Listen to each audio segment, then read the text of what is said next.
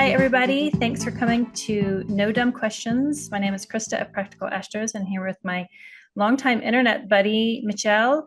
Thank you for joining this conversation. We're going to talk about the Dodecatemoria, the 12th part, the Dwads, whatever you want to call it. We're going to talk about it. Thanks. Whatever you want to call it. Thank you for having me, Krista, and thank you for picking this topic because this is a real rabbit hole. Yeah.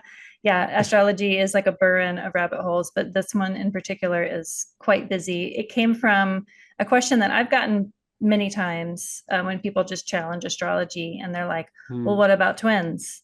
When twins are, quote, born at the same time, but they live different lives and they feel like it's a gotcha question. And it's like, well, how much time do you have? Let's go into the nuance and peel back the layers. I talked with Dorji of Heart Astrology more about the soul's journey. And I'm going to talk to Gabe Rosas about the bounds, which is another topic I know that you had expressed interest in, but I grabbed you today for the 12th part. So the Dodecatemoria. This is, I'm just going to go right here. This is what it looks like on a chart. So we've got the decans here, up in here in Taurus, and then we have the bounds or the terms down here. But these 12 segments of the zodiac are within each sign of the zodiac. So you have 12 signs. It's broken up into 144 parts. It starts with the sign itself and then goes in successive order. So Taurus would begin with Taurus as the first 12th part and end with Aries and so forth. Do you want to start? What's your... we're going to talk about twins, but we're mostly going to talk about the 12 parts. Yeah. Right. Yeah, no. First of all, that's actually the definition of a 12 part. You just take any sign, which is in itself a 12th part of the whole zodiac. It's a division in 12 equal parts. And you just take one of those and subdivide it into 12. So it automatically you get this fractal quality. You just repeat the same but going deeper, like higher res. And you would think, why do you need such high res in astrology when you can get so much information out of just sign placements? Then it challenges many of the premises that we as students of astrology have come to accept in terms of what matters in a natal chart, and how much the natal chart matters, and this is where twins come into play. But before going into that, the 12th part is or Dodecatemoria, that is the oldest subdivision of the zodiac that we know in the Western Babylonian Hellenistic Islamic tradition. You have divisional charts in Jyotish, like so many of them. You have D3, D9, D16, you name it. But in this case, even though this is not exactly a divisional chart and you can use it for divisional charts, what we see in Hellenistic texts, most of them are just plotting based on the 12th part, where a second point of that planet lands anywhere else in the chart. So, for example, let's say that you have a planet right in degree 1 of Taurus. So that is it is in the 12th part of Taurus, meaning that that second point, which, for lack of a better name, I see people call it, and that's how I call it, the 12th part of Venus. Let's say Venus is right there in Taurus in the first degree. So the 12th part of Venus is also in Taurus. And that was the main way of using 12 parts before. It was using the natal chart. And I mean, before, we don't know how this was used initially. And probably a million other ways. We have only a fraction of what survived from antiquity.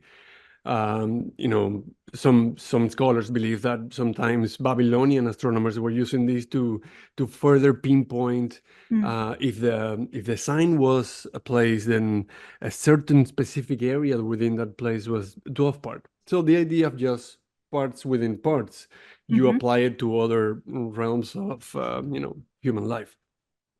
Now, the real fun begins when you plot that second point of any point. Could be a planet, could be an angle, could be a lot. And then you see where it falls. And not only it tells you which sign it falls, which is how Asians seem to, what Asians seem to care about, like, what sign it is, that's all that matters. But maybe it's a little further, at the end of the sign. Maybe it's right in the middle.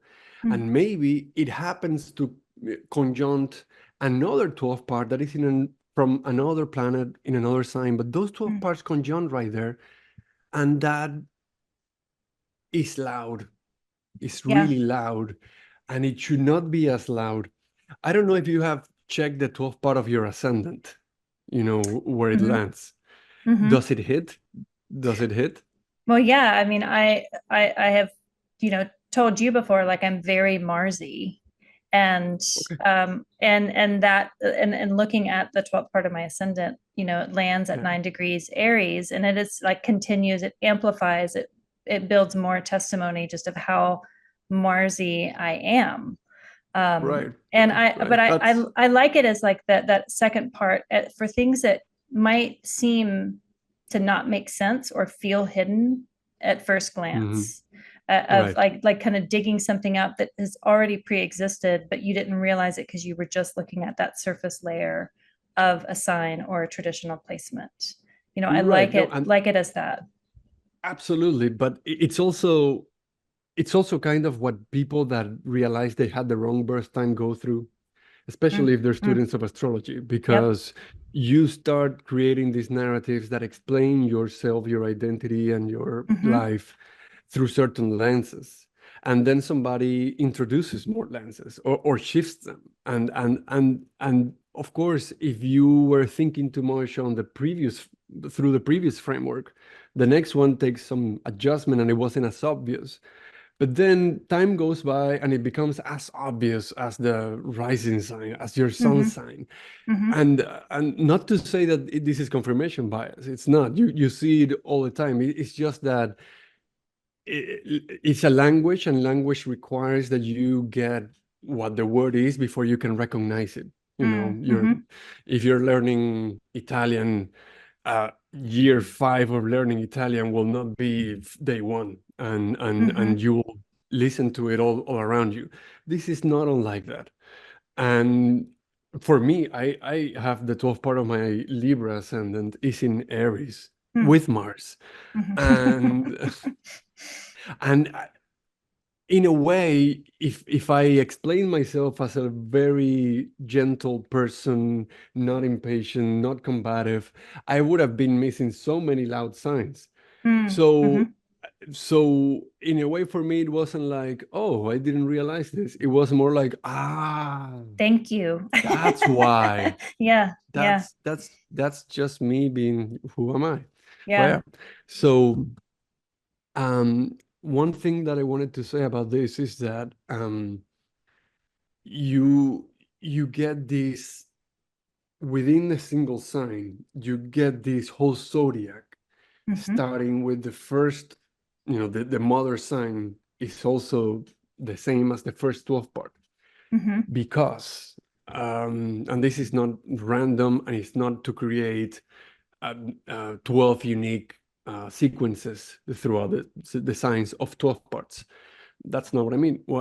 The fact that it starts with the first house means the first sign means that you can also mimic the movement of a 12 part through the whole zodiac, and then it goes from first house, second house, etc., until the 12, where it becomes the death of the sign, the total ending of that. So the same amount of time that any point takes to traverse a sign, it will be the same amount of time that its 12 part will traverse through the whole zodiac. Right. Yeah. And just from a technical standpoint, not assigning any esoterical meaning to this, you can see how useful it is. Because sometimes you have to pinpoint where time really split into 2 different moments. like for example, with twins.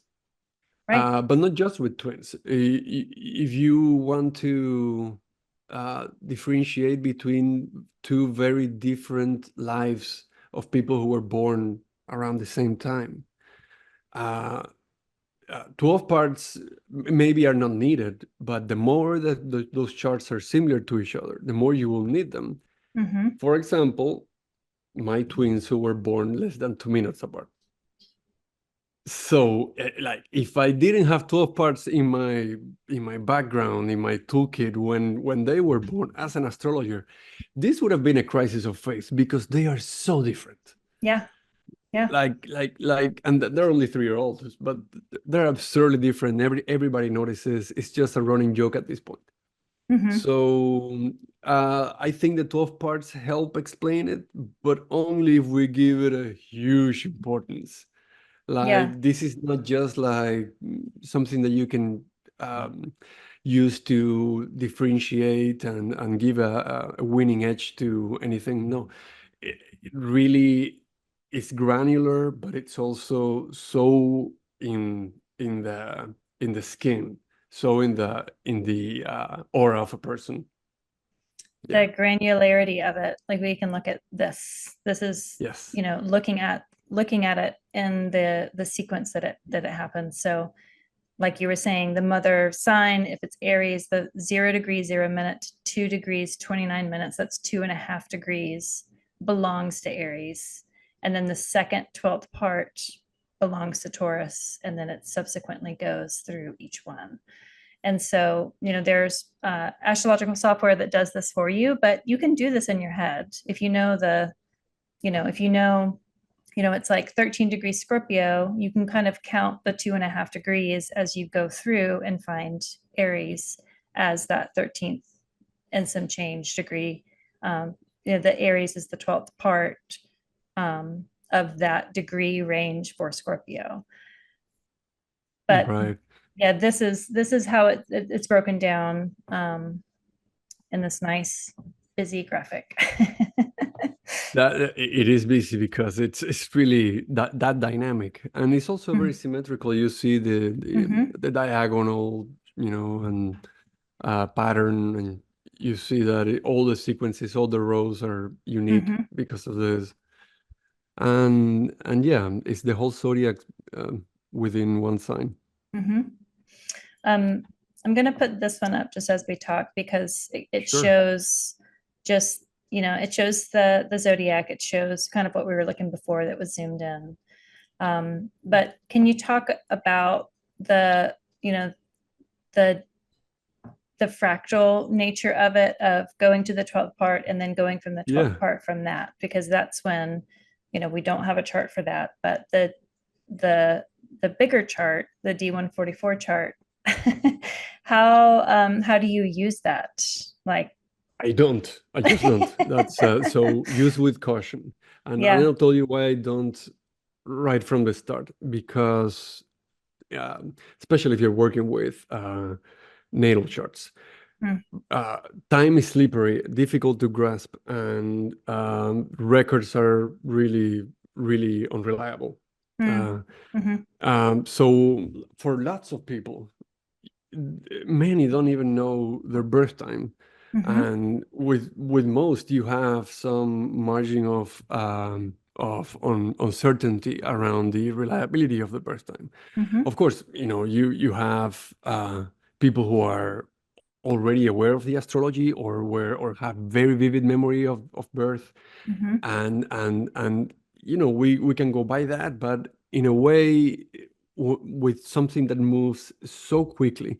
So for example, the 144 or D144 chart would be basically going down into a 12 part and making it having 12 micro 12 parts within it, Mm-hmm. in the same pattern that we saw before. Mm-hmm. That is more microscopic, but also it changes quicker. The 12 part, because I had some notes about that here. I think the 12 part of the ascendant will change every 2.5 minutes or so on average, because the Yeah. signs don't rise at the same speed. Right.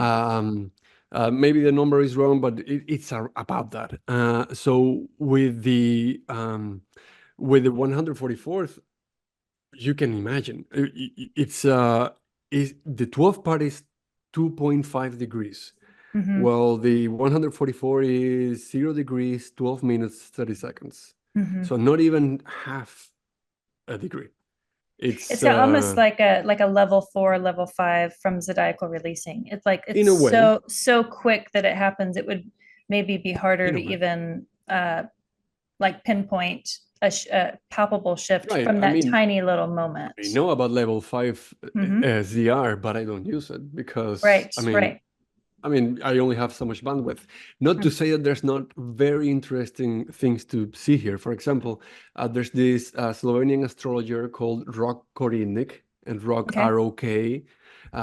Please seek him out, because this is really mind-blowing what he's done. He published a paper on the DIF 144 and then an article. He was using an example of two famous twins that I brought as a celebrity example for later. But he also uses the examples of the D27. No, sorry, it's D27. The The 27 club. You know, the Nakshantras. all the celebrities that died at 27 Oh, years right, right, right, old, right. that Okay. were, Yeah. like Jim Morrison or Janis Joplin and Kurt Cobain and yeah. yes, yeah, Jimi Hendrix. So the thing that he discovered when he was just running the 144 divisional charts, which is you take whatever is the D144 of the ascendant, plot it, Mm-hmm. the plot it, and then you build a chart only of those microscopic positions. Like a Mm-hmm. divisional chart, Jyotish practitioners understand this. And in this type of chart is where you can get astronomically impossible scenarios like Mercury opposing the sun. Like you Right, would right, not right. Yeah, yeah, yeah. get that in a real chart, in a real time chart. So these divisional charts, he cast them for pretty much a bunch of celebrities, but several of these were in the 27 club.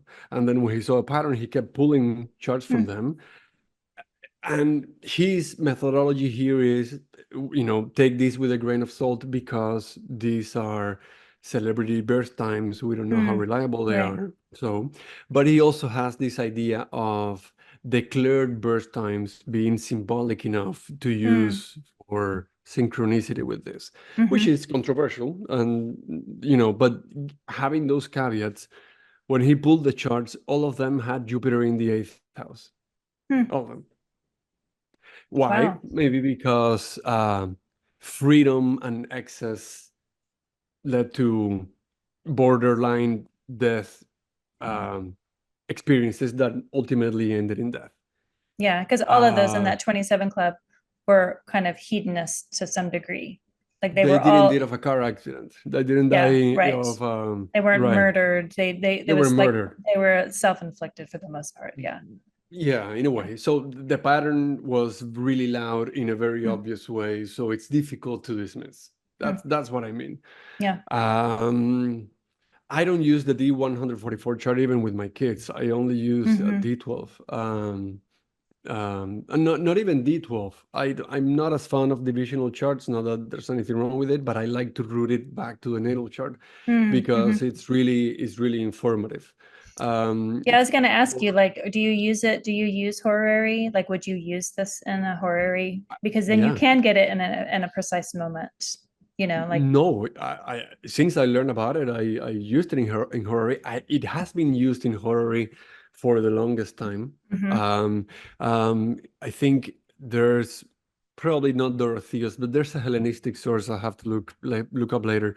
They were using the 12th part of the ascendant to determine the uh, intent. It was the intent of the intent querent. Yeah, intent, yeah. and this was taken by Arabic translators, and really endured, Hmm. because you can see it in a way of there's the querent, or the person coming with the question, and there's the deep inside of that person. And that's how you get a very, I think, streamlined symbolic correlation. You just go deeper in. The good thing here is that you also have other divisions of the 12 parts, like the bounds, to further create more distinct differences between charts.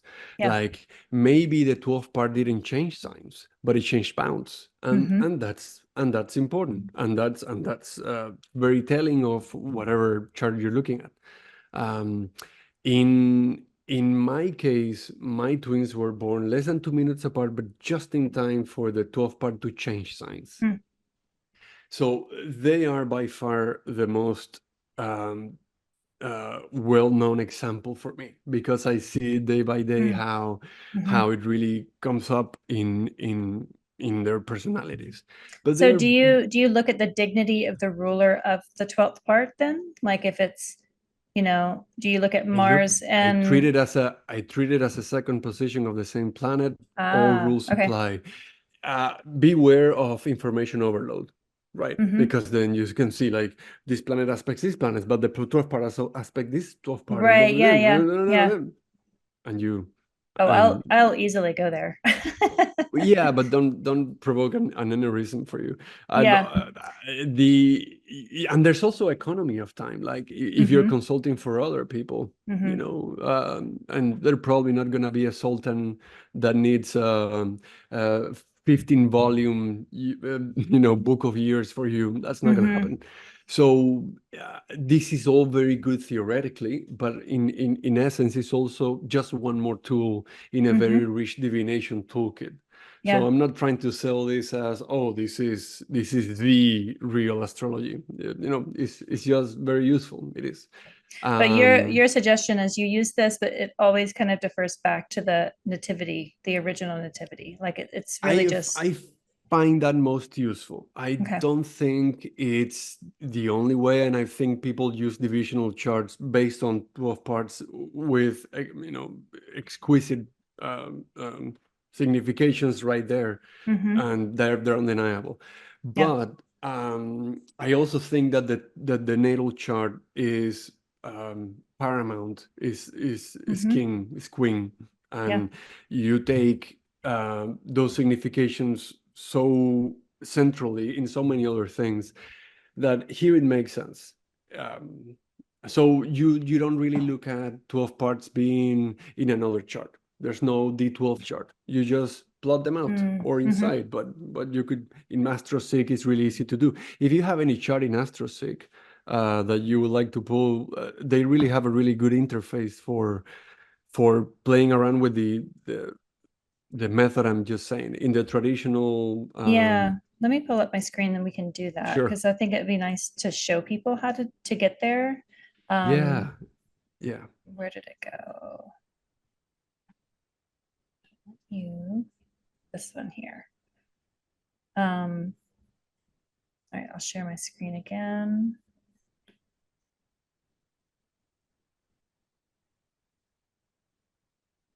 All right, so we're here at AstroSeek. So you would go to, you would just put in your birth data. Do you have the chart that you sent me earlier? Do you want to put that one in? Or do you want me to just pull up a random? I actually, any random will do. Any random will do. I mean, it could be a celebrity if you want to look up somebody that is not in your database. There you go. Let's do famous people born today. Eddie Murphy. I mean, a famous but fun celebrity. Eddie Murphy. Okay, yeah, that's fine. He's born today. All right, so we're gonna go I don't like here. that it's C-rated. If you see. Oh, that, yeah, but it doesn't matter, because this is. Let's take that this chart is completely accurate. Who knows? Then go to traditional view. So you got to scroll down below, and then you see traditional whole sign. Perfect. And from there, third tab is Dodecatemoria, and see how it's shown here. If you don't mind, could you like just take off the aspect lines right below? There you go. Thank you. Is your eye? So, I hurt your eyes. It's a moral problem at this point. I know. So this is Let me see if I can make you it can any see bigger. the red ones. Yeah, all the red ones are the 12th part of another position. Of course, it doesn't show all the positions.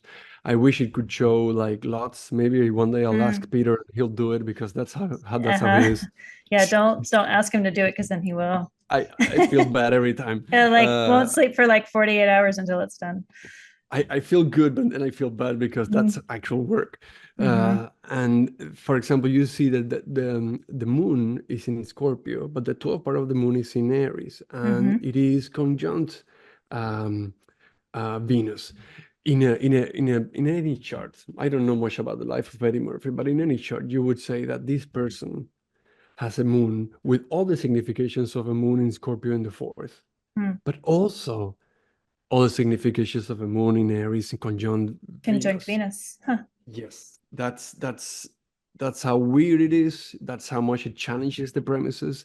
You say that everybody has been coming to you with questions about, hey, but what about twins? Listen, that has been the go-to skeptical argument since recorded time.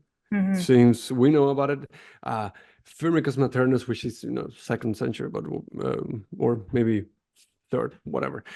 He, like in his introduction, he was mostly he was first and foremost an attorney, a lawyer, and then also an enthusiast of astrology. And in the first chapter of his mathesis, his opus magnum opus, he says he lists a bunch of different objections. One of them is twins, and you can see centuries that earlier people are asking, but what about twins?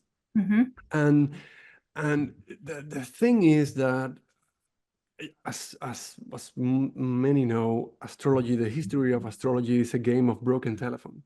Yeah. Lots was lost in the way, and recovered and reinterpreted and copied and lost again, and it's really it's really a melting pot of mistakes. And since recorded time, it's not that there was one time that they really figured it out, and then no, every source that we know is looking back at their ancients and saying every one of them at some point. So the question here is how to use it in a way that is really not correct technically according to the sources, but really makes sense to you. Now, the sources were very indiscriminate in differentiating between a position and the 12th part of a position. They treated the same. Firmicus, or maybe it was Olympiodorus. Today I have too many lapses. But I remember this one source that he was going to pains to take in consideration all the different aspects the 12 parts were making between them and to the actual natal positions, which is a lot. Burdensome. Yeah, a lot. And maybe that's not as useful. It might be a good exercise to kind of see how it connects with the nativity. Unless you have twins. Like real, like not twins born with different rising signs, like twins born like right there, like same.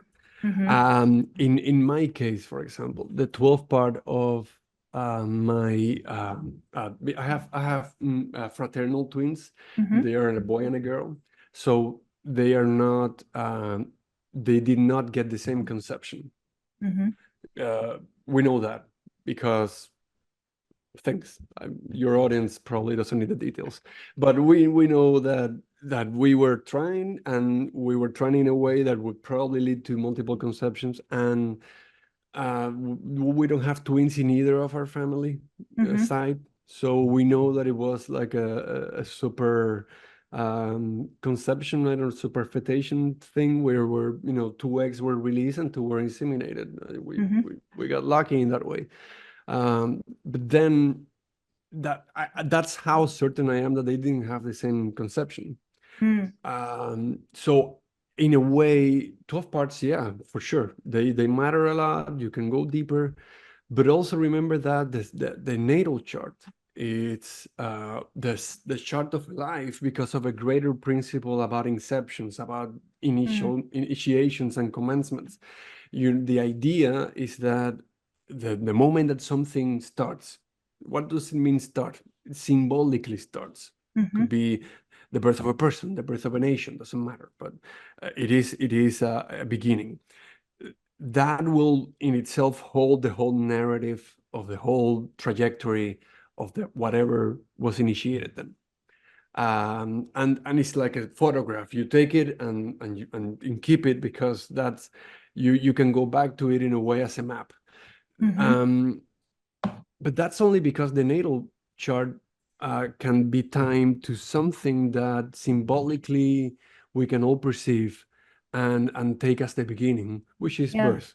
Maybe when we cry, or birth, free air, or whatever, but different theories, but birth. We also have this whole cultural theory and philosophical theories about conception and how conception is the beginning of a life, like symbolically what we understand as life. But we cannot time conception. Nobody can. Science has no idea. You could have different conception times with the same ejaculation from from a few minutes to almost 24 hours, which is a crazy thing. I would never expect that. And we don't need 24 hours for this to be like something that we never would consider, because we need time measurement. And if we cannot like pinpoint the time of something, then it's interesting, but we cannot use it for astrology. Yeah, because like even thinking of like IVF and frozen embryos, like, are you going to look and see when it was like frozen, or like it like to the idea, like we cannot conceptualize that moment, and does that moment itself really speak to the journey of that person?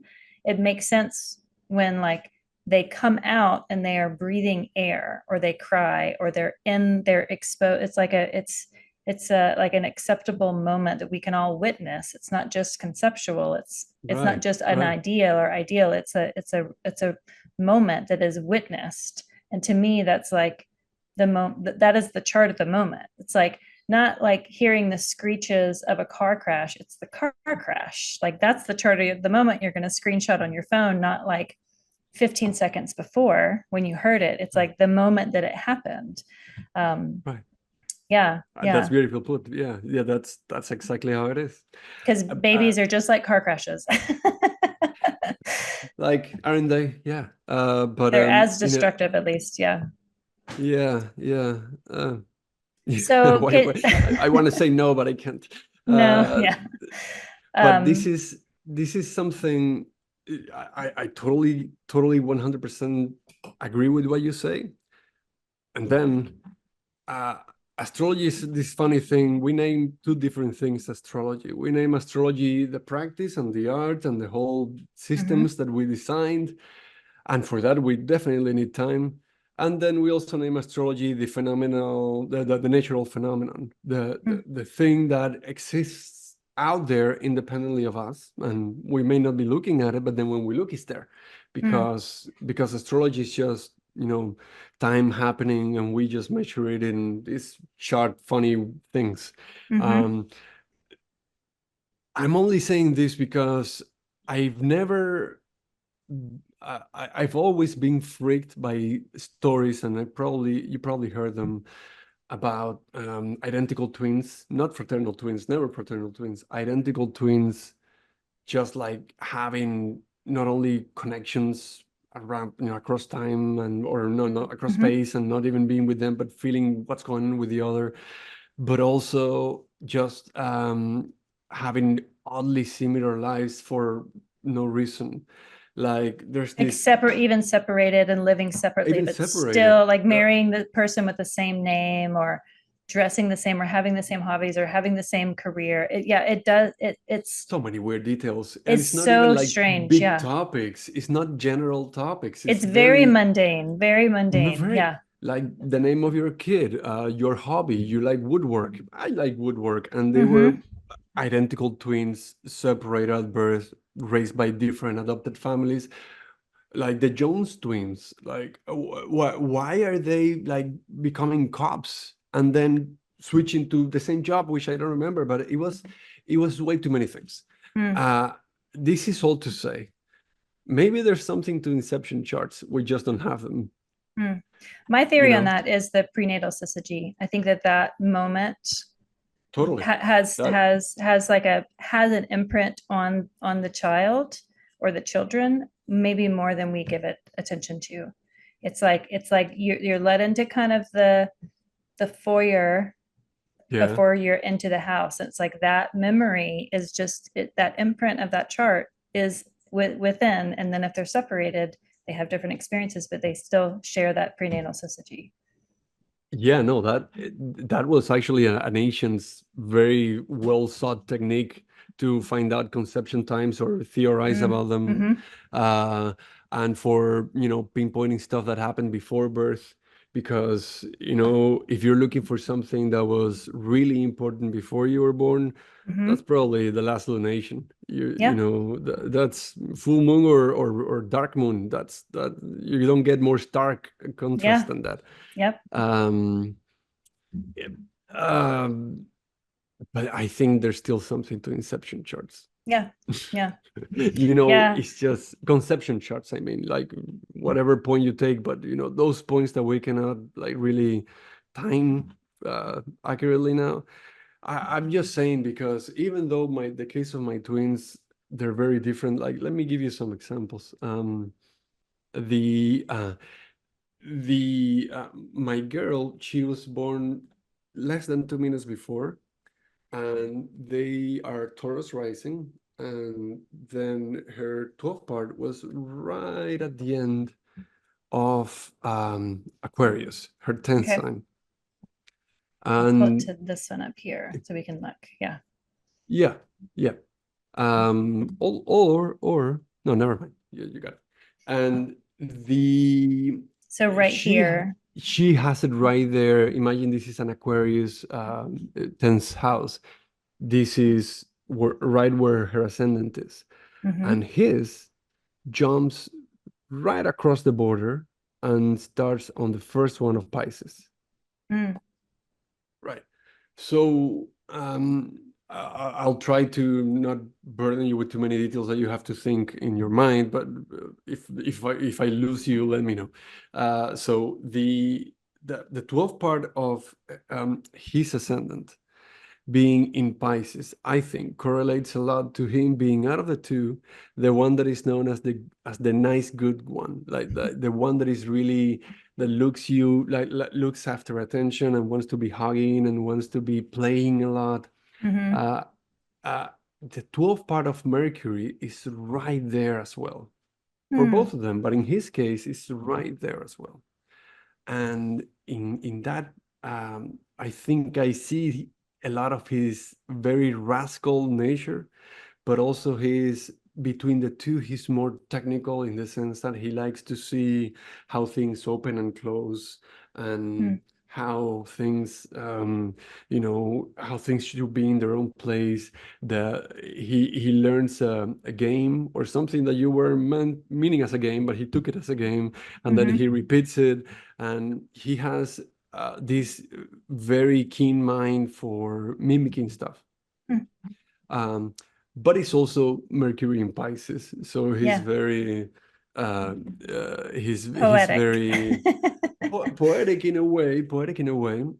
This is something that they have. They have Venus in Sag. Their natal Venus is in Sag in their 8th house, Mm-hmm. and I think that the ruler of the 12th part, the natal ruler, the actual planet or planetary position, really you should start from there and go down from there. Mm-hmm. Because to me it's really loud. Him having they have Jupiter in Aquarius, and Jupiter is one of the planets that is more angular, most closely ascending, or no, not ascending, culminating, going towards the midheaven. But it's also averse to Pisces. And I'm of the strong opinion that triplicity lords matter much more in those scenarios. Mm-hmm. So what is the triplicity lord of Pisces? It's Venus, because it's also the exaltation lady. Mm-hmm. So you look at her first, and she is in the eighth and in Sash. And let me tell you, this kid actually believes that nothing bad will happen to him ever, Mm. because he will jump from places he should never jump off. He likes to roll around. I think his vocation is to be a stunt double for an action film. Mm-hmm. I kid you not. He goes into these falls that are really dramatic, and he's very artistic, but his artistry happens to be around daring things that endanger him. Yeah, that's Uh, very Sagittarius Venus. and very eighth house too, Yeah, yeah. and also not looking at that very fun thing, but also the eighth house speaks to our anxieties and our fears, Mm. and he has undoubtedly, especially compared to his sister, he has separation anxiety uh, Mm. turned up to 11. Mm. He needs to, he can get really anxious when people are away from him, or mom goes to take a shower. Mm-hmm. He goes to sleep with us, he every night, because he has Mm-hmm. to like feel like the closeness of the person. So there's a lot of affection deprivation anxiety Mm-hmm. that it really seems to be innate and built in, because I mean, every parent will say that, but I know this. He's a really loved, pampered kid. He's really like, Mm-hmm. he's showered with affections. He has a Libra uh, rising moon dad, so I'm way too affectionate with him. But that also can come up in that circumstance, Mm-hmm. compared to his sister being in Aquarius. You have to look first and foremost on what's happening in Aquarius. And she was born with Saturn and Jupiter in Aquarius. She's from, one of those pandemic babies. Mm-hmm. And uh, she, for whatever reason, she is scared shitless. I mean, I don't, you can believe that. She's I scared. don't. I know. She's, she has panic Mm. to heights. She to this day, she's growing from that, but to this day, if you put her on a chair, like standing on a chair, could be a Mm-hmm. small chair, she will tremble and try to grab you, and you can see this visceral fear coming up in her of Mm. heights. Yeah. But on the other hand, she's a very independent kid. Like, she will play by herself. She will read by herself. She has no problem at all not participating with other kids. She's very aloof. Mm. She's Taurus rising, so she likes affection, and she will Mm-hmm. respond to that affection. She has that culminating Jupiter, so she has a lot of outbursts of laughter. But Mm-hmm. sometimes, and I would say, besides those outbursts of laughter, sometimes she's manic anxiety like that, like she's very excited. She's very like cool and calm and collected and Mm-hmm. serious. That's her face. That's Yeah. like a Very very Saturn in Aquarian. Aquarius. Yeah. Yeah. Yeah. She will for example, she will have these moments where she goes to the mirror and she starts acting, Mm. and she likes to, like, those songs that she sees in content for kids and things like that. She will like act them out and try to repeat the choreography and the Mm-hmm. sequence of the things, and sing.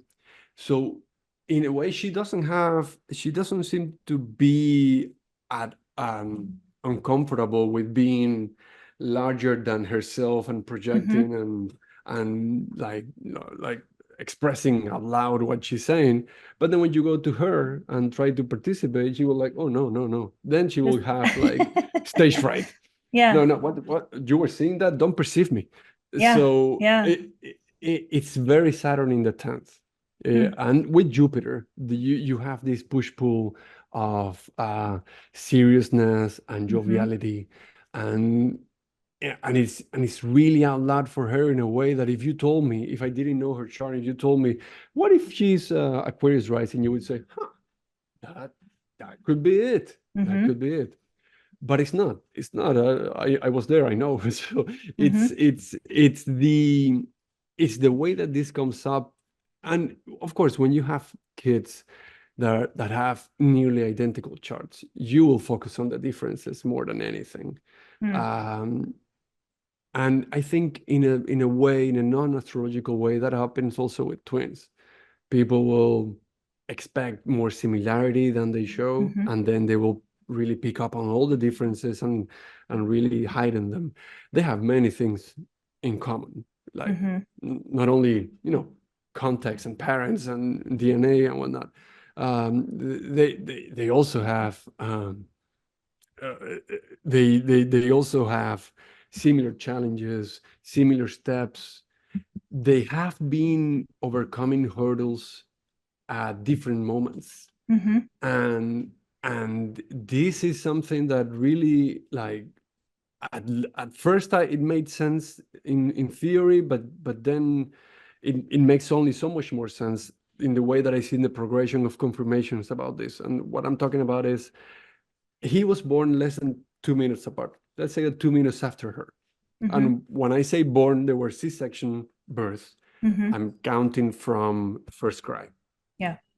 So they were born 2 minutes apart. He was born just 2 minutes later, but in really granular,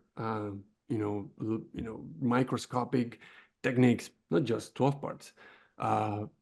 Let's say directions, primary directions, that you go at a certain rate in the whole life. You go like 1 degree by year approximately. And how much can you like really traverse in a chart in a whole life, depending on how long the person lives. It could be what, 1 sign, 2 signs, 2 signs and a half, probably less. That's where you have to go into the microscopic to see all the differences, like really high res. And in primary directions, where you advance both of their charts, all of those, all of those points that really matter in primary directions. Does it enter a new bound? Does it perfect an aspect with a new planet? All of those happen for him first than for her, because he was born 2 minutes later.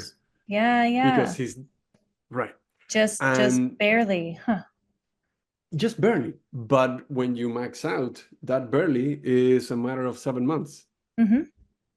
It could be. I'm not saying that it is in this case, but it could easily be that. Imagine, of course, in the chart of somebody that was born, and 2 twins that were born 20 minutes apart. Like, those are 2 different life trajectories on many different types of techniques. So much testimony saying 2 very different things. So that matters, in my opinion. Yeah. One more thing that I wanted to say. You think 12 part, and you think 12 part is really, how you call it. If you think so, let me just start from the end. For whatever reason, my daughter is really conventionally feminine in a lot of ways. Of course, it matters how we raise her, what type of things other people expose her to, but there's also a lot of gestures and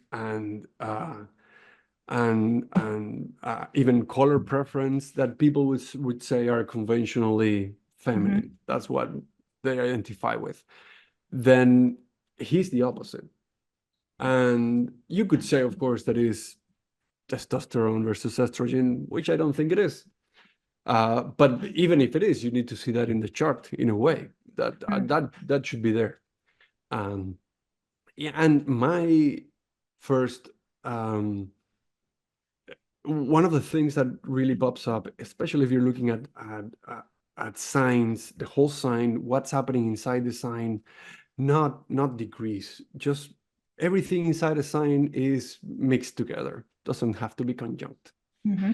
So their Venus, the 12th part of their Venus is in Aquarius, and is right closer to the beginning of the sign. So for him, he doesn't have the 12th part of his ascendant co-present with the 12th part of Venus, Mm-hmm. but she does. Yeah. And for him, the 12th part of his ascendant is conjunct Mercury, And which, like I Pisces. said before, Yeah. in Yeah. Pisces. With Mercury is not Mercury in Pisces, Mercury's 12th part in Pisces. Mercury's 12th part in Pisces. Yeah. Yeah. Right. In his case, it's a partile conjunction. It's like less than half a degree apart, which is, it's noteworthy. Mm-hmm. But for her, it's not that. This is Aquarius, 12th part of the ascendant is here, 12th part of Venus is here. Mm-hmm. So they're really apart. And you can still see Venusian themes tied to her identity, to how she expresses herself, to how other people perceive her, how you would, all the sides that identity has. You see 12 parts, different 12 parts getting mixed together in ways that are loud. In his case, he started to talk first. First of all, they're nonverbal, both of them, but so far. But he started to communicate first in nonverbal ways, and he still does it, and it has developed that much more than her to this point. So you can see a real mind for language in him, despite language acquiring skills challenges. So I think that this is really something that everybody should look into, at least in their own chart, because you might not use it in consultation, but and you may not know enough about a person to actually get it to get it that granular.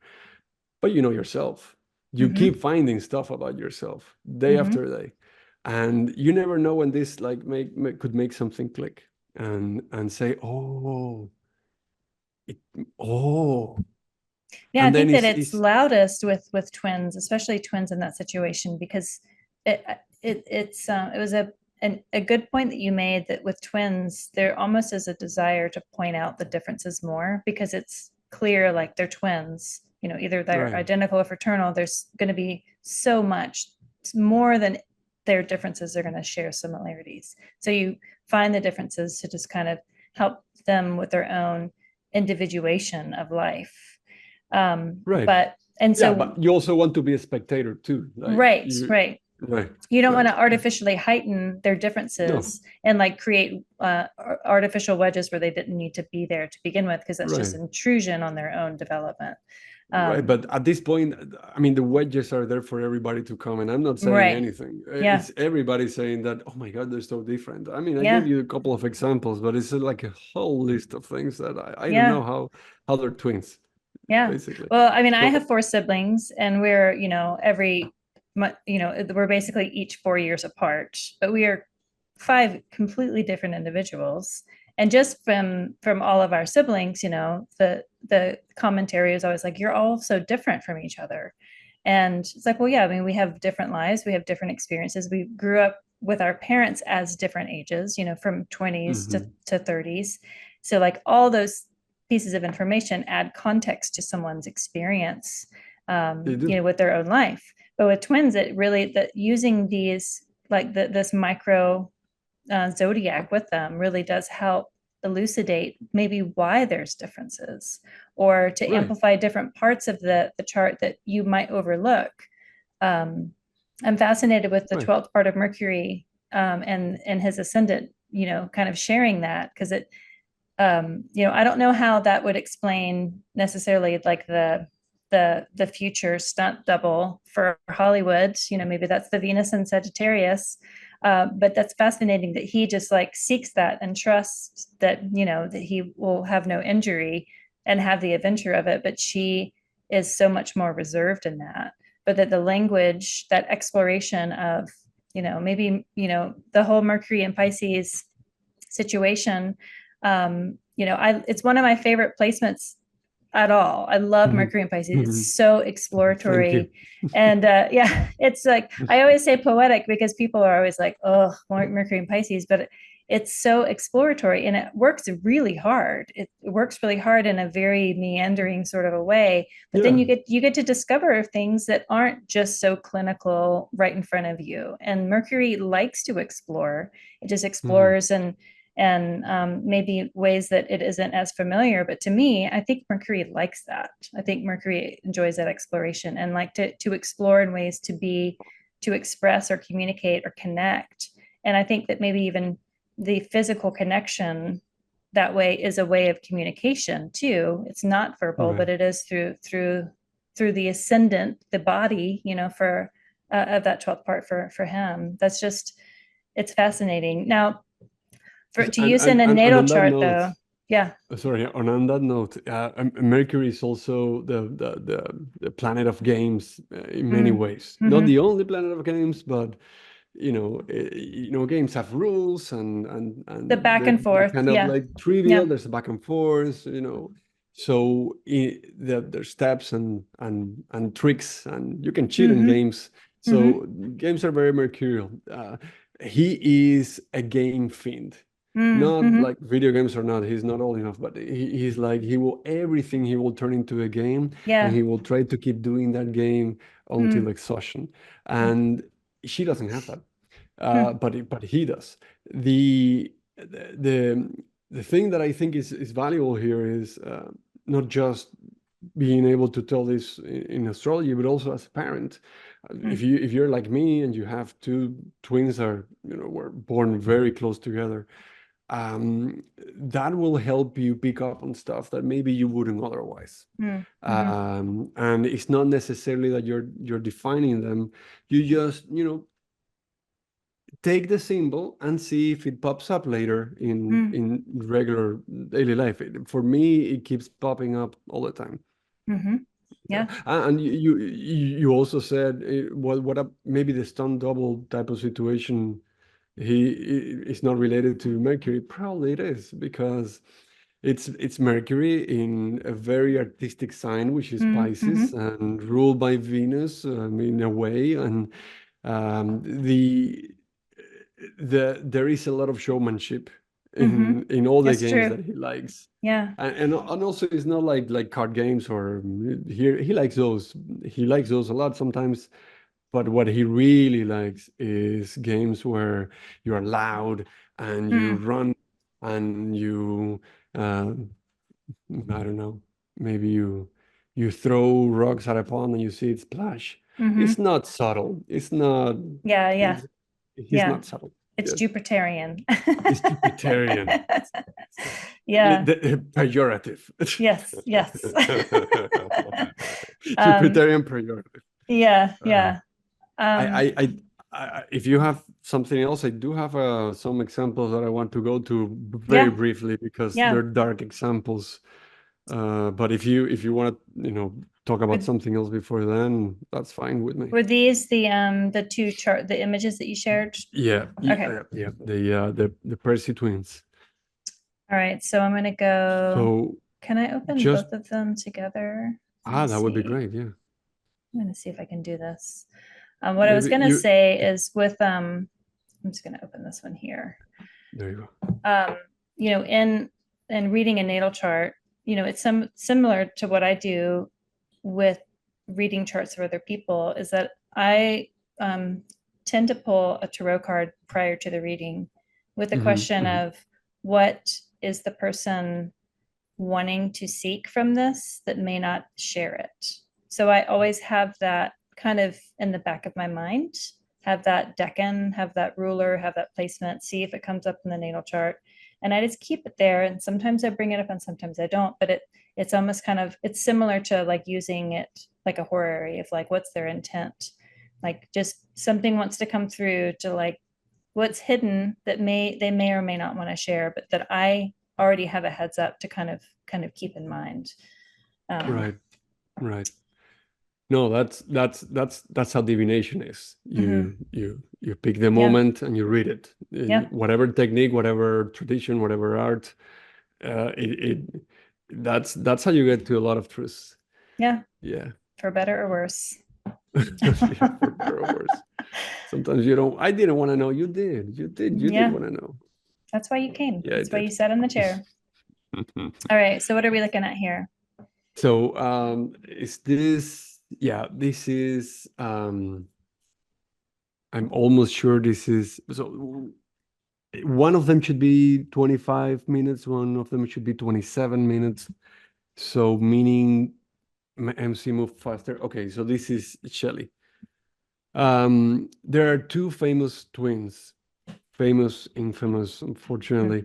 The trigger warning, this is, there will be some discussion of murder, brutal murder here. So these are two twins, identical twins. So same conception chart, named Valerie and Shelley Percy. Um, this is a very famous case, I believe, from the 70s, where they were the twin daughters of this millionaire in West Virginia who was actually getting into politics and eventually became a state senator. Um, this is neither here nor there because this happened before he actually ran for the state senate, and is probably unrelated. I say probably because the details of what happened are an unsolved case. There's a quasi-official accepted story that has a lot of holes and not a lot of people believe in. And there's a lot of theories, but most of them are just a big, we don't know. It's not even like big, it's very detailed theories, conspiracy theories, not like that. At 22 years old, Valerie, which was the twin that was born 2 minutes before, she was brutally murdered, stabbed to death while sleeping in her home. And and this didn't happen to the other twin. The other twin survived. This was, of course, a major tragedy, not only for the family, of course, but lots of people around the U.S. This was in media, and they were news media. They were really shook by this, as you would.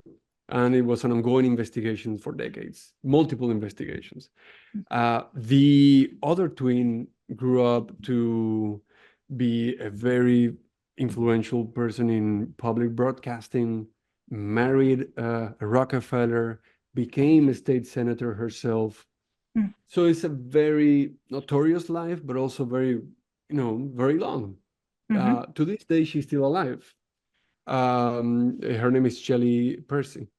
Valerie Percy, or Shirley Percy Rockefeller. Valerie Percy passed away at 22, brutally murdered. What gives?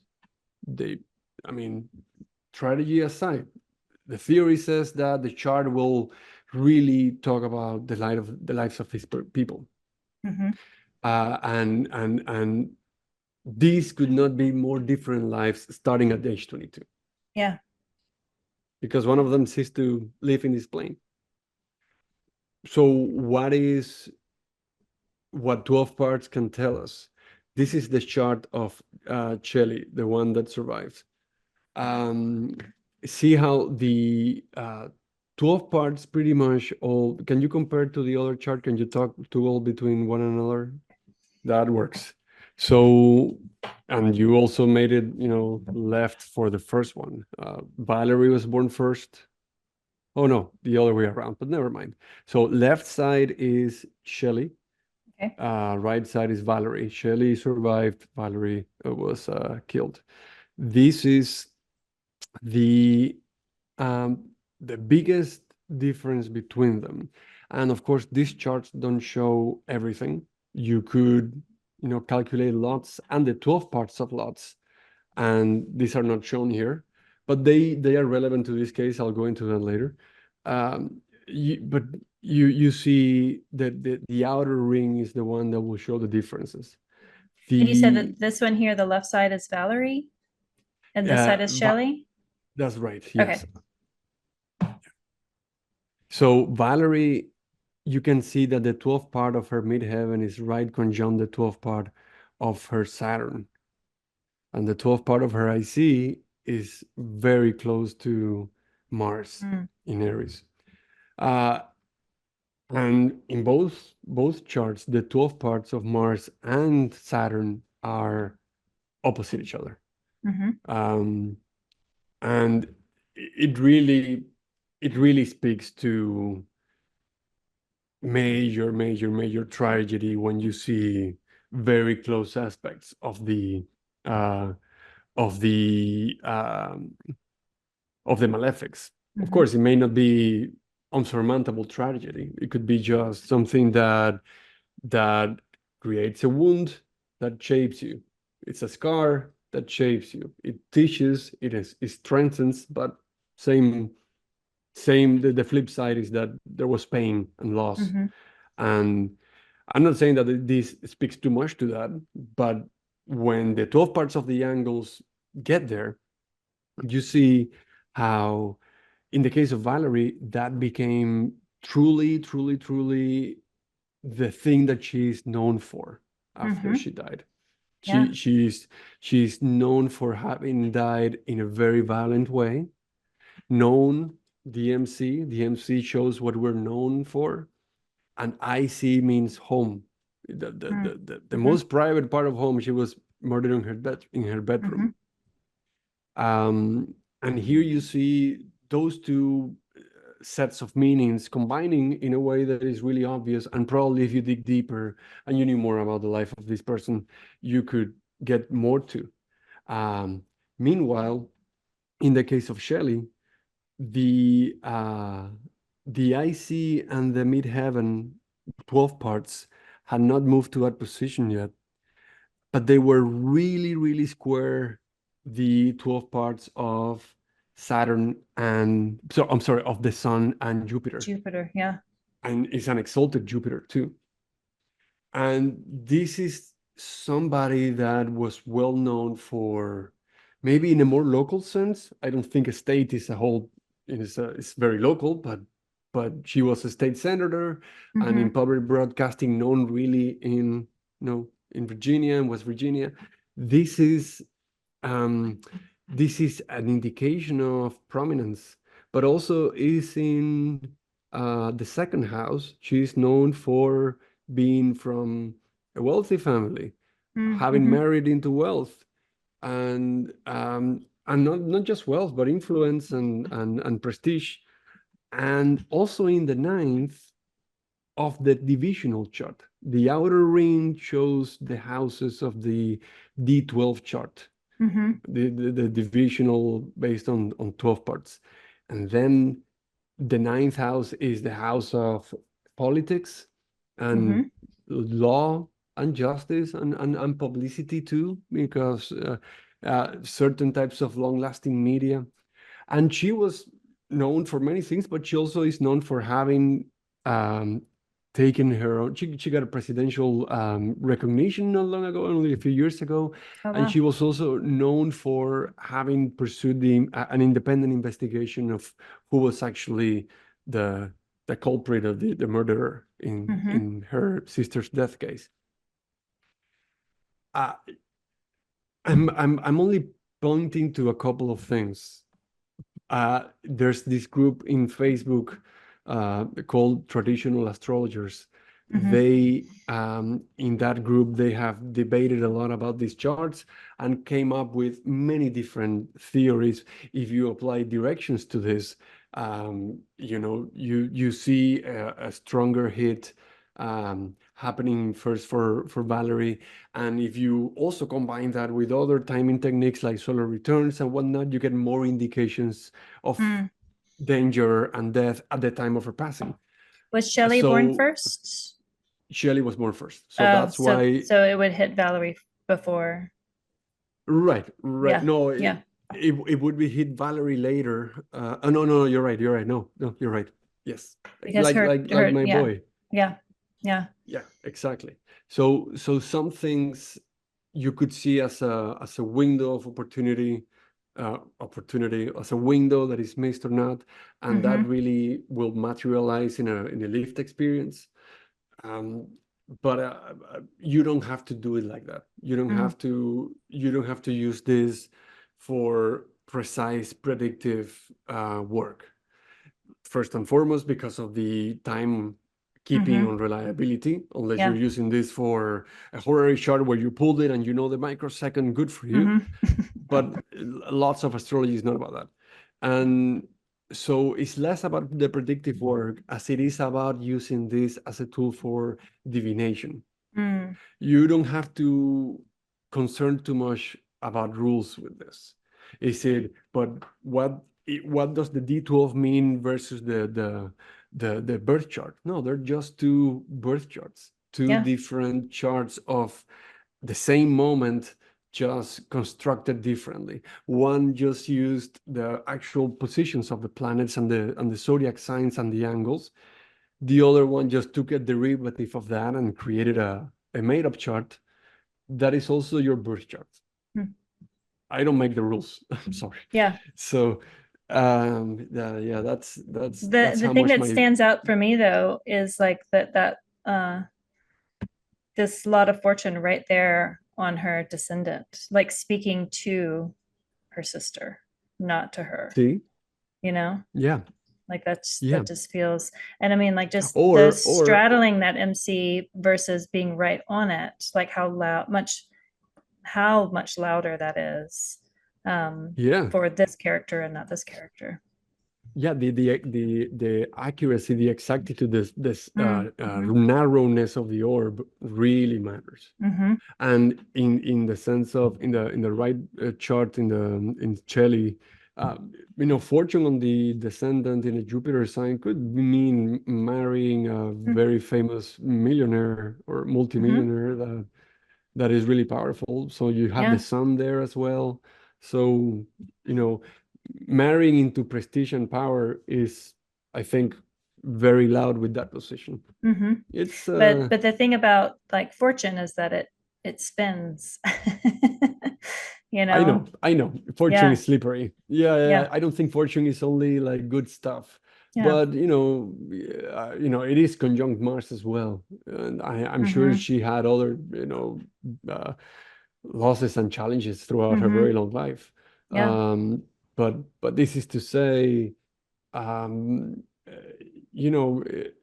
this combination of the natal chart and the D12 is really killer. Is really a winner.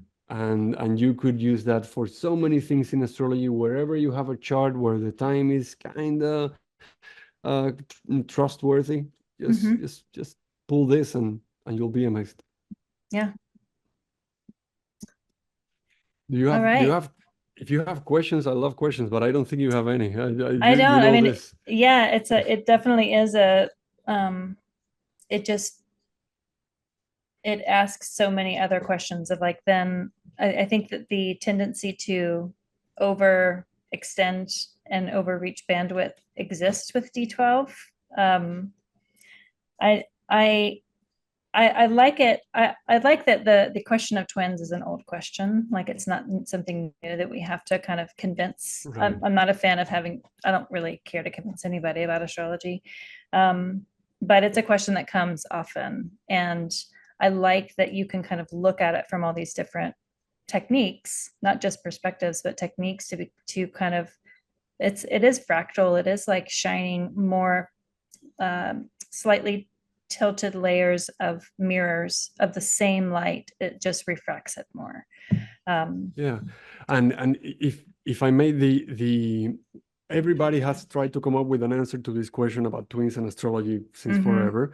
That got well into modern 20th century astrology, and the one probably the only one theory that I heard when I was, a baby astrologer studying, and all I had was modern sources. The only thing that I heard was that twins express different parts of their chart, which I didn't mind. I liked, could make sense. I put a pin on that. My skeptical mind doesn't necessarily embrace all of that, but I have to go back to it and take the pain out because maybe that's just the 12 parts invisible in different parts of the chart, Mm-hmm. activating those in a way that relate to the ascendant and identity, Mm-hmm. or the midheaven, and Yeah. so and what people think, that like twins that feel that really have like one part of the chart more accentuated, or they identify more with it, Mm-hmm. or maybe it describes them better. Maybe there's a 12th part, probably the ascendant, that is pulling more in that direction. And that means that modern astrologers were onto something. Mm-hmm. Not necessarily that the reason is 12 parts, but that the signs have like something inside them that we cannot really see, that Mm-hmm. is activated at different times, pulling in different directions at different moments. Yeah. So we traditional astrologers all the time say the ascendant is what represents you in the chart, Mm-hmm. but also we have to be flexible with all these nuances, and see that we are distributed Mm-hmm. around the chart Yeah. I in mean, uneven ways. Yeah. yeah, I mean, the the thing about coming from a modern, like, is like there was no choice, like from, learning modern before we could learn the newer translations, and how you talked about astrology is just a series of broken telephone. Yeah. Astrology has continued to exist the entire time, whether we're paying attention to it or studying it or not. It's existing, and we can kind of look back, and I wonder why there are these gaps in our translation or knowledge or sharing the information. I feel like there's deeper reasons of why information is not shared with us for these longer bits of time, so that we get to explore. Like, Yeah. people give Alan Leo a lot of shit for the things that he wrote, but he was exploring, and we Right. cannot agree with it, but it's like and everybody did the best that they can with what they had. And if you do, earth-based divination, you're not using information that you read, you're using information that you intuit, and you could be incredibly wrong, but you're doing something. And No, yeah. the fact that And be we have mindful of gotten that. so much of Right. it just with the huge gaps of knowledge that we've had, especially in the last, 150 years, that we've been like trying to translate more and more. I just give props to people that didn't have that information and still kind of got to the same place with really strange circuitous routes. We're still kind of getting there. And I feel like there are clearer and more subjective ways to get to an endpoint, but I don't Yeah. disregard people getting to other results, or mostly the same results, from using different methods. I have my methods and I think they're superior, but I still think you can get there with your own, That's the Aries 12 part token. Yeah. Yeah, yeah. No, Um, I 100% agree. 1,000% agree. Yeah. I did Yeah. want to This is, ask one. uh So we talk a lot about the ascendant, the 12th part of the ascendant. Do you look at the 12th part of any other placement as well? Like, do you look at the moon or the chart ruler, or like, is the ascendant the one that you tend to kind of look at first? well, a 10 is carrying a lot of weight there. I mean, if I'm looking at the Shelley twins, sorry, the Percy twins, Mm-hmm. I will look at the 12 parts of lots. I need to Mm-hmm. figure out why Mm-hmm. it's different. And yeah, the 12th part of the lots of Mercury, Mars and Saturn, they were all bundled together in the same place where the 12th part of the midheaven and Saturn were in the Mm-hmm. case of Valerie. So, but that's what I do in those academic mind game cases. Mm. With your own chart, you have more latitude because you get to explore more. Yeah. With somebody else's chart, unless it's somebody really close to you, you don't get to explore that much. Mm-hmm. If the moment calls to it and you want to see 12 parts, I try to be limited to only the things that are really close together, like with really like Mm. tight orbs, Mm-hmm. or the just looking at the 12th part of the ascendant for further delineating the ascendant, Mm. because there's a Mm-hmm. lot of nuance that you can get out of a Yeah. personality. People are complex. Having said that, this is kind of like perfections. With perfections, you can perfect the ascendant, and Mm. that's all you Yeah. do. but you can perfect the Saglite and it blows your mind. Then you can perfect Fortune and what the fuck is this? And you can perfect so many things. You're actually perfecting the whole chart. You're just paying attention to different points at different times. This is the same. Perfect everything. Look at the 12th part of everything. You will not be disappointed. The only two caveats are time is slippery, so your timekeeping might be unreliable, and you are a human. You may be a mid robot, but you only have a certain level of bandwidth, and time is finite. So do with that what you will. Yeah. I mean, if you're looking to kind of disprove something, then I dare you to do the 12 parts to just try to find some different information. All it seems to do is like bear witness to what you initially see with like the first techniques that you do. Yeah. It never negates the upper layer or the birth chart itself. No, but it does add a lot of important words to the book. Yeah. All right. I think we chewed it up as much as we could. we reached a good point now. Yeah. Thank you so much. Time to crash. For talking with me. And it was good to kind of meet you in person. And yeah, let's do another one of these on another rabbit hole subject because it was fun. All right. Well, I'll stop recording now. Thank you so much.